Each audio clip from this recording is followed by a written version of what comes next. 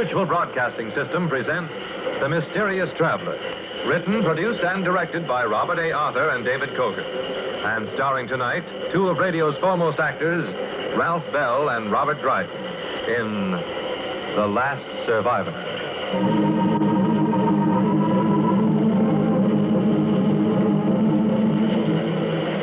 This is the Mysterious Traveler, inviting you to join me on another journey into the realm of the strange and the terrifying. I hope you will enjoy the trip, and it will thrill you a little and chill you a little. So settle back, get a good grip on your nerves, and be comfortable, if you can, as we journey into the unknown in the story I call The Last Survivor.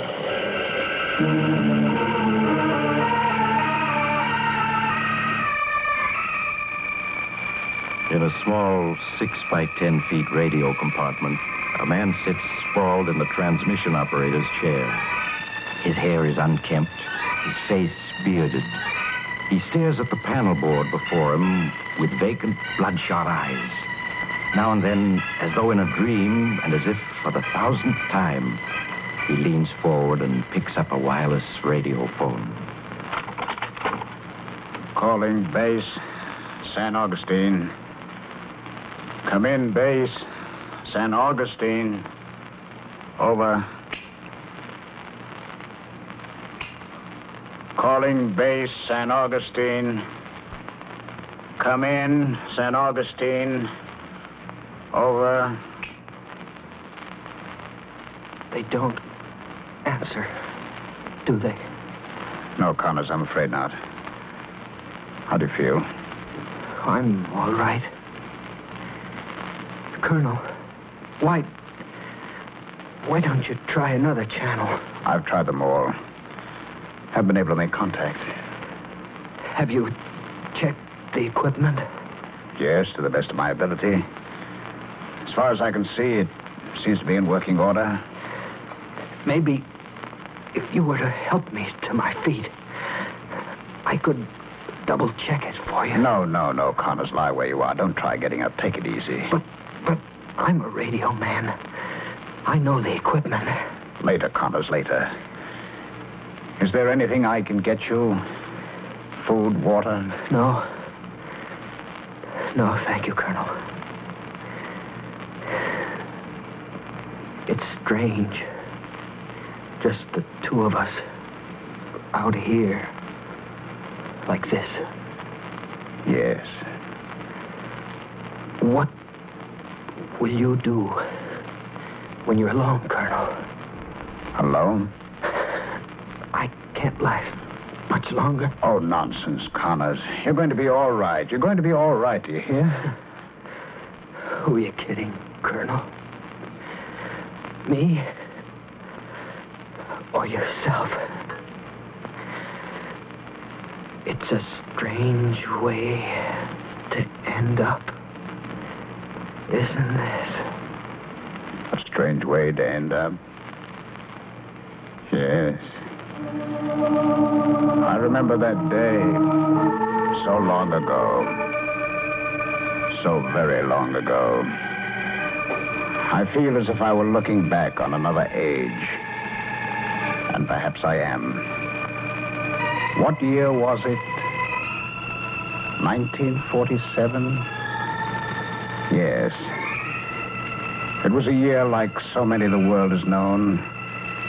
It was a year of war and peace, of fear and hope, of feast and famine. And I was stationed at the Army Air Base at San Augustine, New Mexico, chief of the experimental rocket section. It was in the spring of 1947, May 8th to be exact, that I was ordered to report at General Farnsworth's office. Come in. Colonel Worthy reporting, sir. Oh, come in, Dick.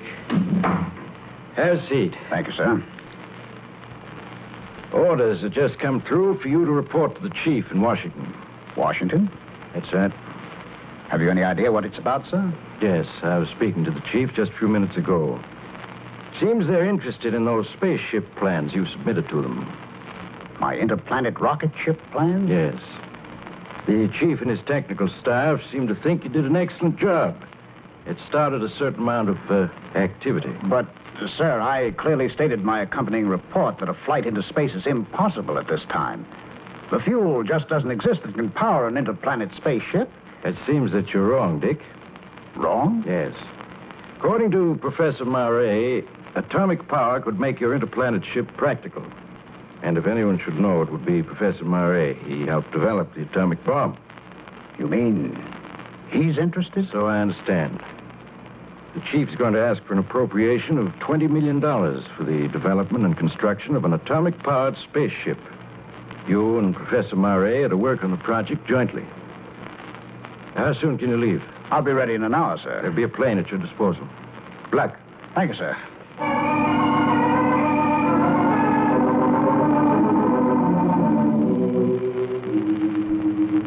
Well, I've looked forward for some time now to meeting you, Colonel. Thank you, Professor Murray. Why did you become interested in my plan, sir? As you know, I am one of the scientists who helped develop the atomic bomb. It was a terrible responsibility, and we scientists must answer to a great extent for its use. I'm hoping that through a successful spaceship, mankind will turn to peaceful uses of atomic energy. I understand, sir. I've studied your plans with minute care, and the ship you've blueprinted is a masterpiece of design. Thank you, Professor. Oh, not at all. You deserve praise for your work. Now, as for the fuel problem, I'm convinced atomic energy is the answer. But, Professor, what about the radiation danger, if it were used? We would have to design and construct an engine that would be a complete unit in itself and completely sealed off from the rest of the ship. Now, according to my calculations, very rough calculations at the moment, the ship would have to achieve an acceleration of 4h to reach a velocity of 8 miles a second, at which speed it could attain enough momentum to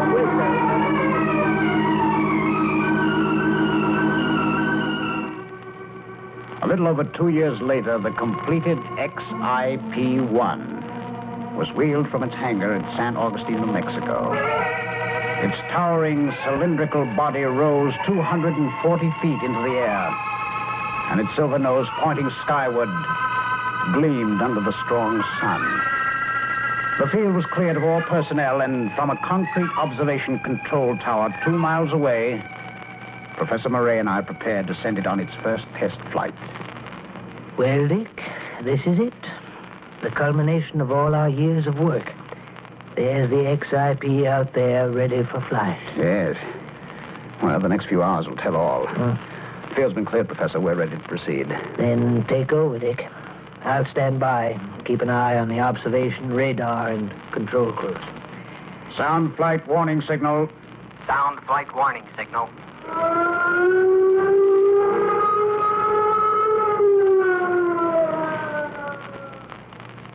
Switch on control panel. Switch on control panel. Switch on tower receiver. Switch on tower receiver. Switch on XIP flight radio center. Switch on XIP flight radio center. Cut in nuclear jet number 1. Cut in nuclear jet number 1. The ship is hovering, Dick. Yes. Cut in nuclear jet number 2. Cut in nuclear jet number 2. There goes the XIP. She's taking off.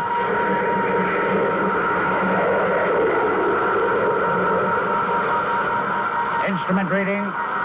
Rate of flight, 500 miles per hour. Altitude, 1,000 feet. Rate of flight, 2,000 miles per hour. Altitude, 90,000 feet. Rate of altitude, 4,000 miles per hour. Altitude, 200,000. Hour after hour, we traced the flight of the XIP through space. When night came, the ship's flaming tail became visible to the naked eye as it traveled further and further into the infinite. At dawn, after the XIP had flown well over 1 million miles, electronic light signals were sent out to reverse the ship's course and direct it back toward Earth. 12 hours later, the XIP landed safely at the San Augustine base. It was that moment that was the beginning of a new age. The age of interplanet travel. A year passed, and the XIP made test flight after test flight, flying greater and greater distances on automatic radio instrument control. And finally, the day came when we were ready to consider the first human flight into space. Well, Dick, after weeks of discussion with our leading scientists, our objective has been selected. What's it to be, Professor? The planet Mars. Oh, why Mars? Oh, for a number of very excellent reasons. Mars is the closest planet to us. Furthermore, it's the planet that we know the most about, little as that may be. Mars, that would be a flight of approximately 50 million miles one way. Yes. How soon do you think the XIP can be prepared for such a flight? Oh, I should estimate 30 days. 30 days. All right, Dick. We'll set September 15th as flight day.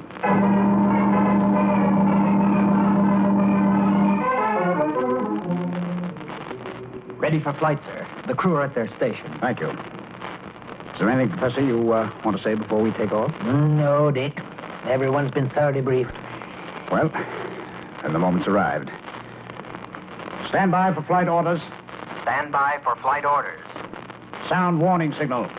Sound warning signal.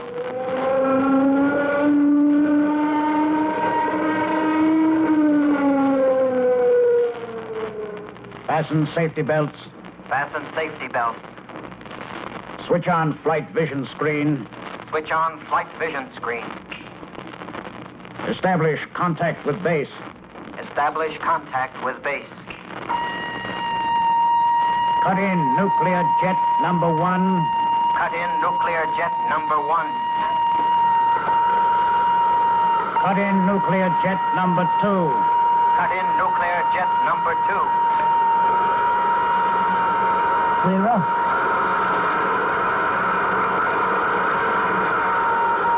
Instrument reading. Flight distance covered, 5,000 feet. Time, 5 seconds. Flight velocity, 600 miles per hour.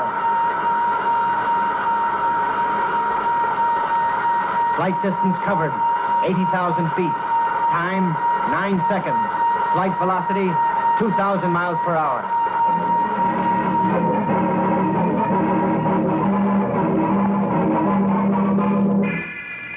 With each passing second, the XIP gained speed, carrying us ever faster towards the edge of the Earth's gravitational field. All was silent in the command room, except for the voice of the control officer reading the instrument panels. As the 8th-minute flight mark approached, we reached the zenith of our speed, the professor blacked out, held from falling only by his safety belt. One by one, the technicians and crew members lost consciousness. And then I, too, found my vision failing, and all became black. When I regained consciousness, I found other members of the crew already recovered and at their stations. The professor was slowly coming to as I got to my feet. Instrument reading. Flight distance covered, 15,000 miles. Time, 27 minutes, 30 seconds. Flight velocity, 26,000 miles per hour. How do you feel, Professor? Oh, my heart's acting up a bit, but I can't expect too much from it at my age. Everyone else all right? Yes, everyone came through fine. Professor, look at the flight vision screen. You can see the Earth, 16,000 miles behind us. As a scientist, I knew what it would look like from this distance. And yet, it's incredible. You can see the Atlantic and Pacific Oceans and the North and South American continents from pole to pole. Half the world. Yes. It's like looking down on a small globe of the world. Beautiful. Beautiful. Are we holding to our course, Dick? Oh, yes, Professor. The automatic instrument controls haven't deviated a hairline. We're dead on course. Good. If our calculations are correct, In 76 days, we should reach Mars. The days and weeks passed, and each was one of discovery, of new knowledge, of sights never before seen by human beings. Excitement grew ever increasingly greater as the flight distance to Mars lessened. Crew members would stand for hours before the flight vision screen, scanning the planet we were bound for. At dawn of the 76th day, we approached Mars.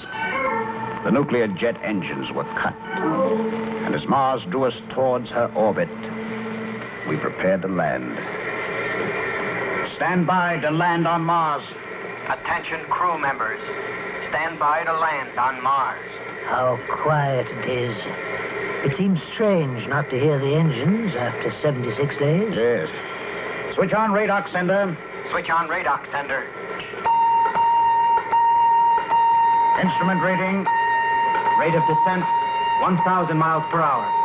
Altitude, 300,000 feet. The orbit of Mars is exerting a strong pull toward its surface. Yes. Switch on retarding jet number 1. Switch on retarding jet number 1. Instrument rating. Rate of descent, 500 miles per hour.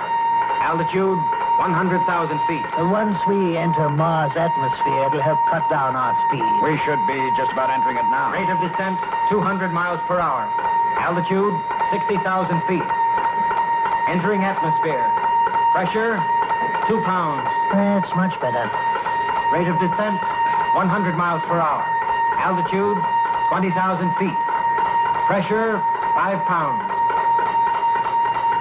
Hovering. Altitude, 1,000 feet. 800 feet. 600. 300. 100. Flight completed. Cut retarding jet number 1. Cut retarding jet number 1. Cut radar sender. Cut radar sender. Well, Professor, we've done it. We've reached another planet and begun a new age. Yes. Let's hope that as a result of this flight, atomic energy will be used for peace and not for war. Well, shall we have a look at this planet? Switch on scanning screen. Switch on scanning screen. A moment later, a picture formed on the scanning screen, and we saw the landscape of Mars.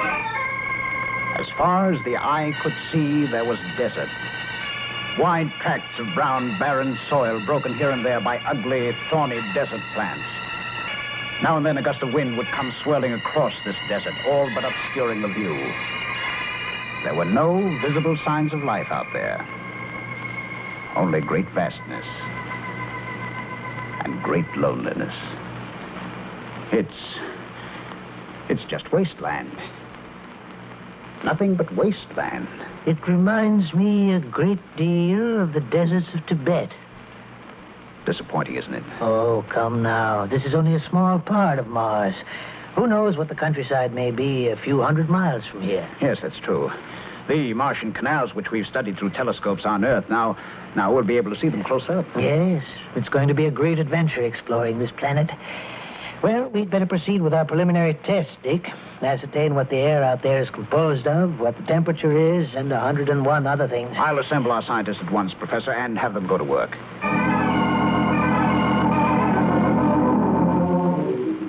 We seem to have accumulated over 1,000 pages of scientific notes almost overnight, Professor. Yes, we've accomplished quite a bit. The air out there is composed of 15% oxygen, 83.7% nitrogen, and traces of other gases. Is that sufficient oxygen for us to live out there? Yes, but you'll find yourself constantly gasping for breath. It'll be necessary to carry along pure oxygen and breathe it in now and then. I see.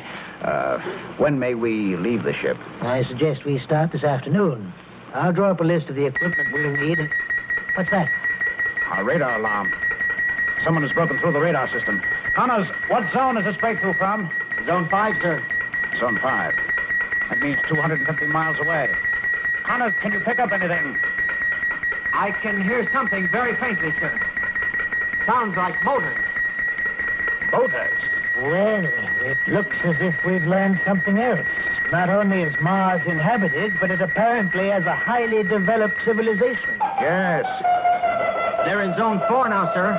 I can pick up the sound of motors quite clearly. Zone 4. That means they'll reach us in another 3 minutes. Professor, you've seen my orders. In a situation such as this, I'm to take off and return to Earth. Yes, I know. What a pity to have come so far and have to return now. I know, but those are my orders.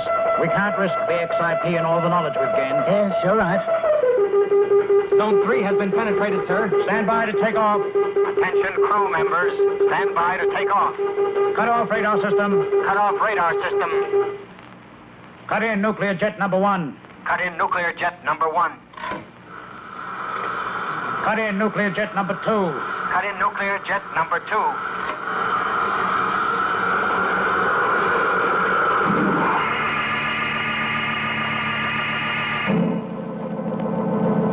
Week after week passed uneventfully as we traveled homeward. Already we were discussing the second flight we would make to Mars and the other spaceships that would be built to follow the path of the XIP. Well, Dick, there's our own planet, looming larger with each passing hour. Yes. Another 48 hours and we'll be home. I imagine our return will create quite a stir. Yes. I hope it won't delay us too long in preparing for our second flight. Ah, this flight of ours will have a tremendous effect on mankind. Yes. And I'm hoping for the better. Mankind can't stand an atomic war. It would be the end of us all. Well, look at the flight vision screen.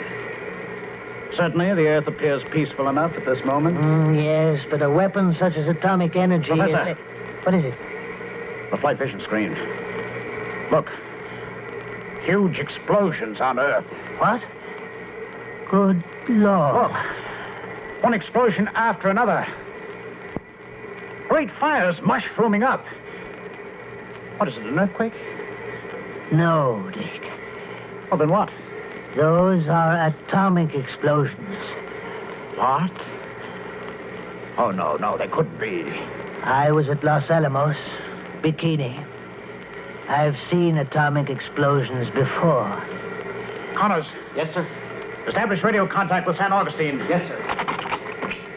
XIP calling base. It's horrible. San Augustine.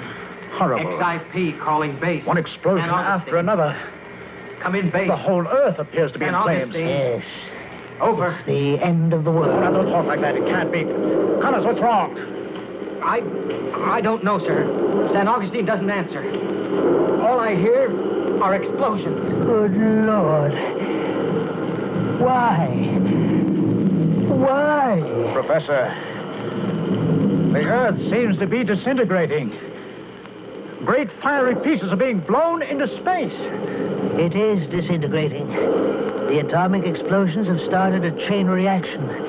In a few more seconds, the XIP will feel the impact. You mean out here? Yes, even out here. Sound the alarm. All crew members to stations. It's too late, Dick. Nothing can save us. It's the end of the world and us. Any moment now, there'll be a gigantic explosion which will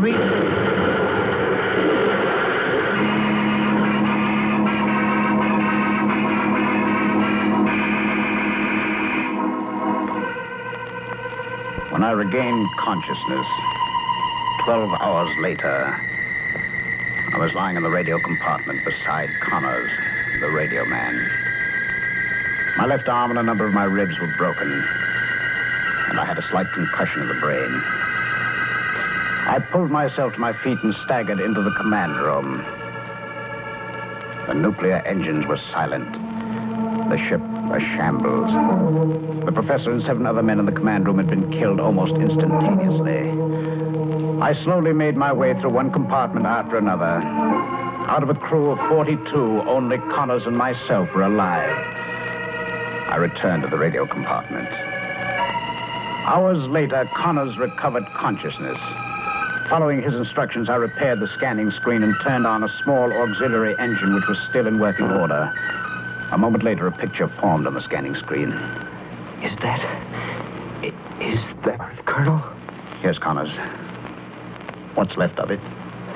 There are still huge fires burning. Yes. The whole face of the earth seems changed. I can't recognize any part of it. Nor can I. Colonel, what do you think happened? I don't know. You and I will never know.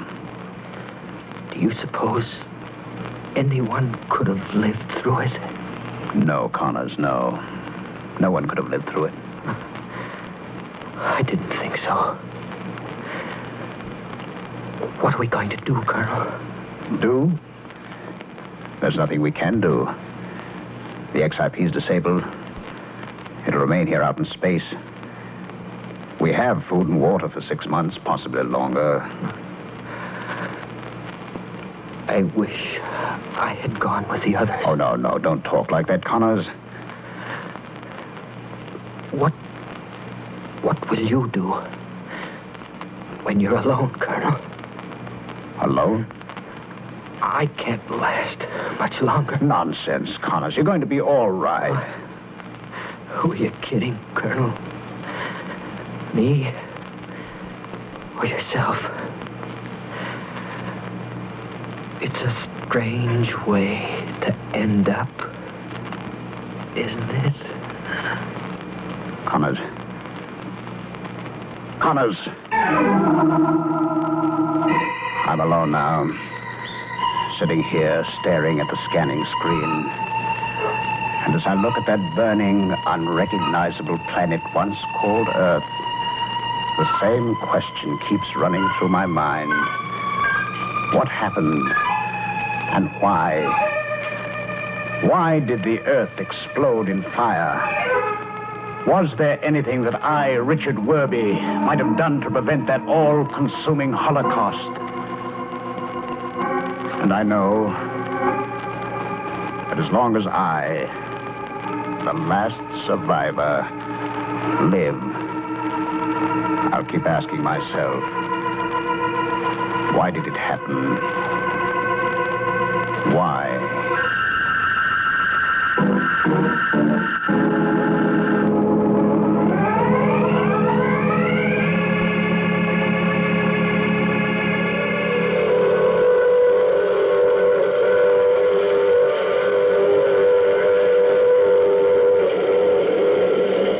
This is the mysterious traveler again. Did you enjoy our trip? What's that, madam? It's a fearful picture? I agree. Well, fortunately, it doesn't have to happen and won't happen if we don't want it to. And if... Oh, you have to get off here. I'm sorry. But I'm sure we'll meet again. I take this same train every week at this same time. Listen for The Mysterious Traveler at its new time next Tuesday night at 7.